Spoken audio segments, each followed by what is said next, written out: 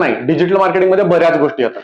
जसं ट्रॅडिशनल मार्केटिंगमध्ये TV, radio, newspaper, hoarding, billboards, त्यानंतर door to door sales, newsletter, pamphlet अशा गोष्टी येतात.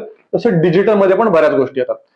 तिकडे कुठल्या गोष्टी येतात तर SEO, social media, email marketing, WhatsApp marketing, affiliate marketing, analytics, website. तर ह्या सगळ्या गोष्टींनी मिळून डिजिटल मार्केटिंग तयार होतं.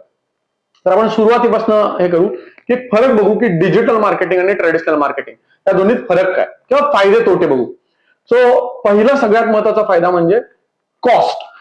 ट्रॅडिशनल मार्केटिंगमध्ये तुम्ही जर टीव्ही, रेडिओ, न्यूजपेपर याची कॉस्ट बघायला लागला तर पुण्यासारख्या शहरामध्ये एखादी फुल पेज ऍड एखाद्या पॉप्युलर न्यूजपेपरमध्ये द्यायची झाली आणि फुल पेज ऍड किंवा अगदी हाफ पेज ऍड द्यायची झाली तरी 7, 8, 10, 20-25 लाखापर्यंत खर्च येऊ शकतो डिपेंडिंग अपॉन त्यांचं सर्क्युलेशन एरिया आणि तुमचा कुठला पेपर आहे त्याच्यावरती.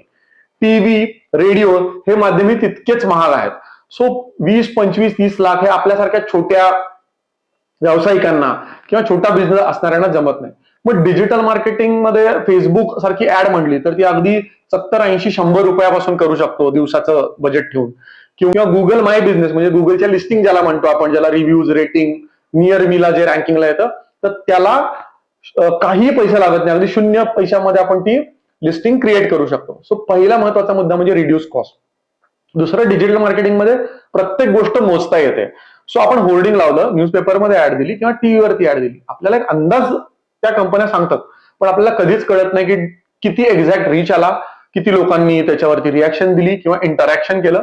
तर डिजिटल मार्केटिंगमध्ये हे सगळं मोजता येतं. म्हणजे अगदी किती क्लिक्स आल्या, कुठल्या फोनवरून आल्या, कुठल्या ब्राउझरवरून आल्या, कुठल्या एरियातून आल्या, इथपर्यंत गोष्टी मोजता येऊ शकतात. प्रत्येक पै आणि पैचा हिसाब ज्याला म्हणतो आपण, तर त्या गोष्टी आपल्याला डिजिटल मार्केटिंगमध्ये मिळू शकतात. तर समजा तुम्ही कुठेतरी होर्डिंग लावलं तर तुम्हाला काहीच कळत नाही आज ते होर्डिंग किती जणांनी बघितलं, पण आज तुम्ही एखादी ऍड लावली तर ती कुठल्या माध्यमात, कुठल्या शहरात, कुठल्या वयाच्या, कुठल्या जेंडरच्या, मेलनी जास्त बघितली की फिमेलनी जास्त बघितली, या सगळ्या गोष्टी कळू शकतात. सो सेकंड इम्पॉर्टंट ऍडव्हान्टेज जो आहे तो म्हणजे मेजरमेंट.